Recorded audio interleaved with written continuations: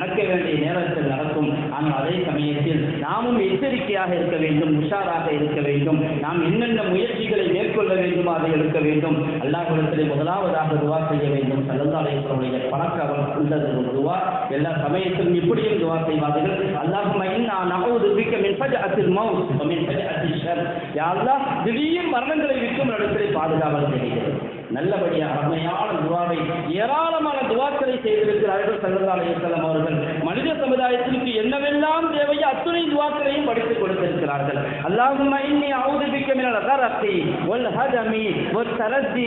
யா அல்லாஹ், தண்ணீரிலே மூழ்கி இறந்து போவதை விட்டும் பாதுகாவல் தேடுகிறேன். யா அல்லாஹ், நெருப்பிலே பொசுங்கி போய்வதை விட்டும் பாதுகாவல் தேடுகிறேன். வீட்டினுடைய கட்டடத்தினுடைய இடிபாடுகளில் சிக்கி இறந்து போவதை விட்டும் பாதுகாவல் தேடுகிறேன். இப்படியெல்லாம் ஸல்லல்லாஹு அலைஹி வஸல்லம் அவர்கள் துவா செய்திருக்கிறார்கள். துவாவுக்காக ஒரு நேரத்தை ஒதுக்க வேண்டும். ஒவ்வொரு நாளும் இந்த துவாக்களை செய்ய வேண்டும். எல்லா விதமான ஆபத்துகளை விட்டும் ரப்பே எங்களை காப்பாற்றுவது என்று, தௌபா இல்லாத மரணத்தை விட்டும் எங்களை காப்பாற்றுவது. திடீர் மரணங்கள் தௌபா செய்வதற்கு சந்தர்ப்பம் கிடைக்காது, வசியத்துக்கான சந்தர்ப்பம் கிடைக்காது. நம்முடைய கடன் இருந்தால் அதை யாரிடத்திலும் சொல்ல முடியாமல் போய்விடலாம். அப்படிப்பட்ட இக்கட்டான ஒரு நிலையை மறைக்கும் பொழுது நம்முடைய ஆக்கிரத்து பாதிப்புக்குள்ளாய்வதாலாம் ரப்பிடத்திலே துவாவும் செய்ய வேண்டும். ஸல்லல்லாஹு அலைஹி வஸல்லம் இப்படியும் சொன்னார்கள், யார் காலையிலும் மாலையிலும் 3 தடவை பிஸ்மில்லாஹில் லதி லா யதுர்ரு மஅஸ்மிஹி ஷைஉன் ஃபில் அர்தி வலா ஃபிஸ் ஸமா வ ஹுவ ஸமீஉல் அலீம் என்று 3 தடவை காலையில் 3 தடவை மாலையில் 3 தடவை யார் ஓதுகிறார்களோ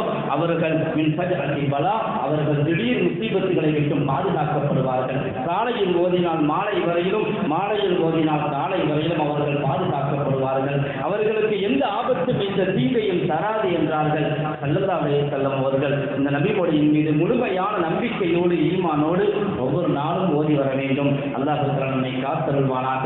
யாரெல்லாம் விபத்திலே கொல்லப்பட்டிருக்கிறார்களோ அவர்களுடைய குடும்பத்தார்களுக்கு அல்லாஹ் தஆலா ஆறுதலை வழங்கியருள்வானாக. அவர்களுக்கு மன நிம்மதியை கொடுத்தருள்வானாக. அவருக்கு நல்ல பகரங்களை கொடுத்தருள்வானாக. இது போன்ற விமான விபத்துகள், ரயில் விபத்துகளை விட்டும், போக்குவரத்து விபத்துகள், எல்லா விதமான விபத்துகளை விட்டும் மனித சமுதாயத்தை ரப்புல் ஆலமீன் பாதுகாத்தருள்வானாக. நம்மையும் நம்முடைய குடும்பத்தார்களையும் நம்முடைய சந்ததிகளையும் பேராபத்துகளை விட்டும் பாதுகாத்தருள்வானாக.